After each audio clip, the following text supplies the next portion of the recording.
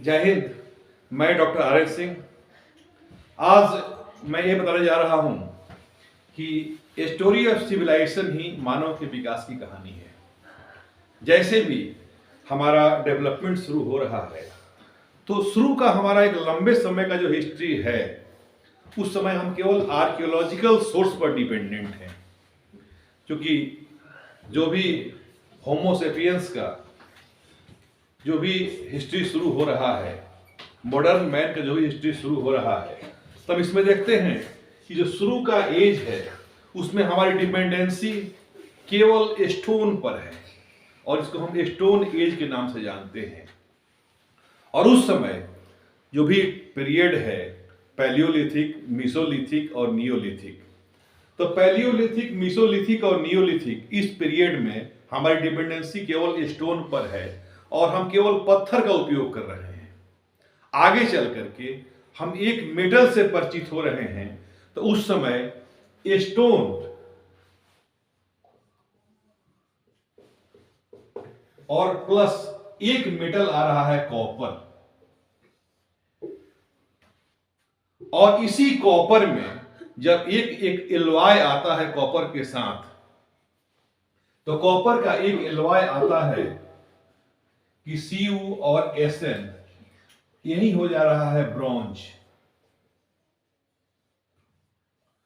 और Cu और Sn का एलॉय जो होकर के ब्रॉन्ज आ रहा है, तो यही ब्रॉन्ज जो है यही हमारा टाइम है इंडस वैली सिविलाइजेशन का।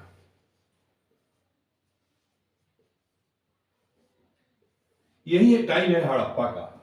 लेकिन फिर ब्रॉन्ज भी डिसअपीयर कर जा रहा है और केवल बच जा रहा है कि Cu और स्टोन।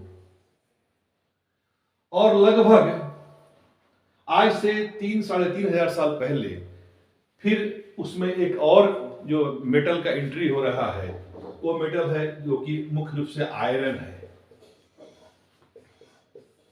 हड़प्पा के टाइम में आयरन निर्विवाद रूप से ऐसा माना जाता है कि आयरन उस समय नहीं था, लेकिन और सारे कुछ मेटल आ गए थे, जैसे कि गोल्ड था, सिल्वर था, एंटीमनी था, बिस्मथ था, ये सारे चीज थे।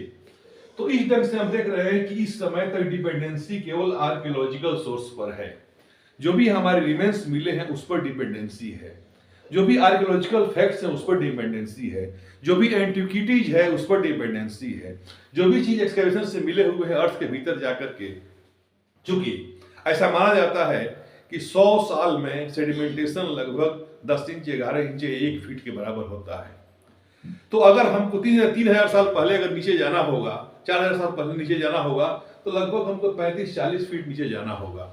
वो भी डिपेंड करता है कि सॉइल का टेक्सचर कैसा है, क्या है, ये सब चीज पर डिपेंड कर रहा है। तो इस रूप में हम देख रहे हैं कि जो भी सोर्सेज हैं उस समय के वो सारे आर्कियोलॉजिकल सोर्सेज हैं। इसके साथ साथ जब ऋग्वैदिक फेज आ रहा है, तो ऋग्वैदिक फेज में हमारे पास आर्कियोलॉजिकल सोर्स कम है, लेकिन उस समय मुख्य रूप से हमारे पास जो भी सोर्सेज है वो लिटरेरी सोर्सेज है। ऋग्वेद का जो भी पीरियड है आपका 1500 बीसी से लेकर के और 1000 बीसी तक, ये ऋग्वैदिक फेज है। और इस समय हमारी डिपेंडेंसी केवल ऋग्वेद पर है।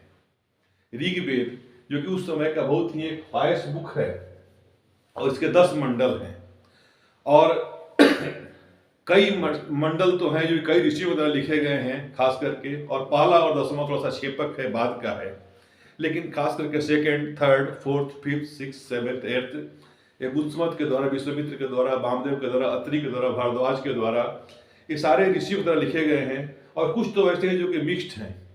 इस रूप में ये सोर्सेज आ रहे हैं, लिटरेरी सोर्स आ रहा है। पहला लिटरेरी सोर्स जो है वो ऋग्वेद है। इसके बाद लेटर वैदिक फेज में हम देख रहे हैं कि यजुर्वेद आ रहा है, सामवेद आ रहा है, अथर्ववेद आ रहा है। तो उसमें अथर्ववेद से तो खास करके हिस्ट्री को कंस्ट्रक्ट करने में बहुत अधिक हेल्प मिलता है, इसलिए कि हर तरह का डाइवर्स रेंज की जानकारी मिलती है। यजुर्वेद से बड़े बड़े यज्ञों की जानकारी मिल रही है, सामवेद से हमको गायन की जानकारी मिल रही है, ब्राह्मण ग्रंथों से हमको विधि विधान की जानकारी मिल रही है, अरण्य में फॉरेस्ट में लोगों ने जाकर चिंतन जो किया, आरण्यक से हम लोग जानकारी मिल रही है।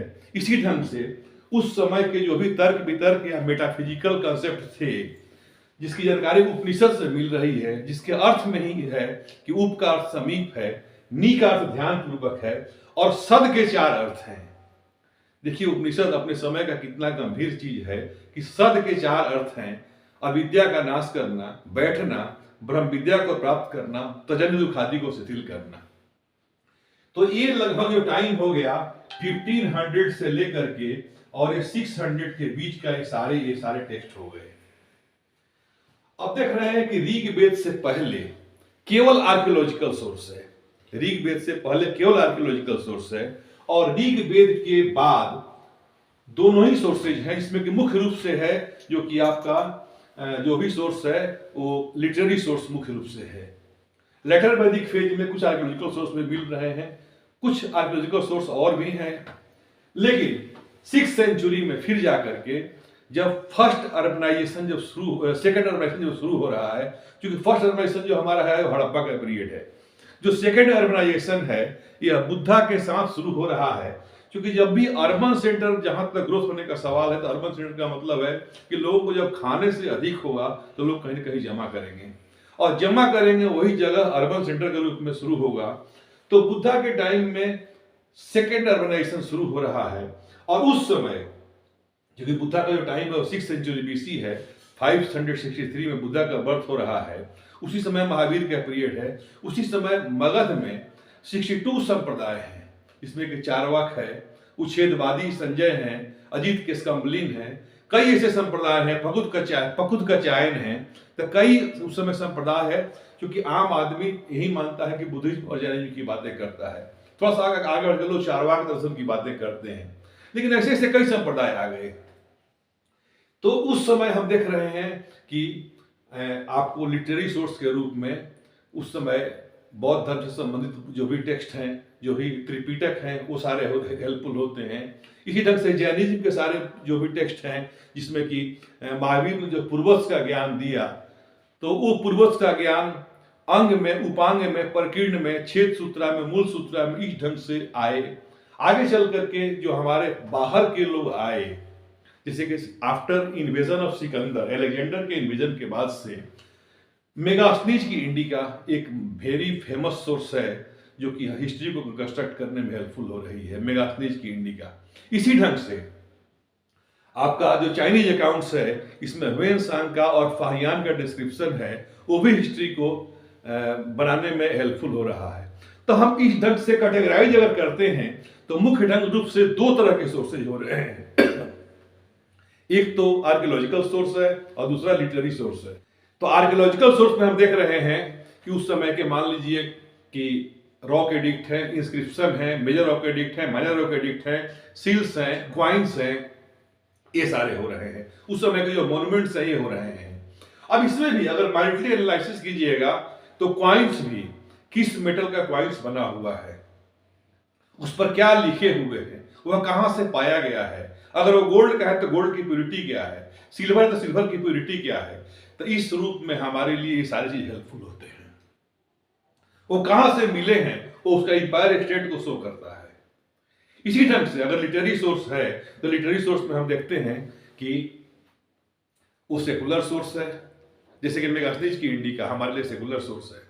रिलीजियस सोर्स है, अगर मान लीजिए कोई भी धार्मिक कोई भी बुक है जो बुद्धिज्म से हो, जैनिज्म से हो, भागवतिज्म से हो, सनातन धर्म से हो, तो हमारे लिए रिलीजियस सोर्स हुआ।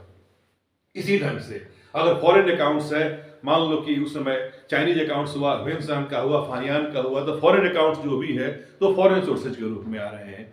तो सेकुलर सोर्सेज, लिटरेरी सोर्सेज और सेकुलर सोर्सेज, रिलीजियस सोर्सेज और फॉरेन अकाउंट्स, तो ये 3 ग्रुप में इसको हम कैटेगराइज करते हैं। तो ये सारे सोर्सेज का एक ब्रॉड डिवीजन हुआ।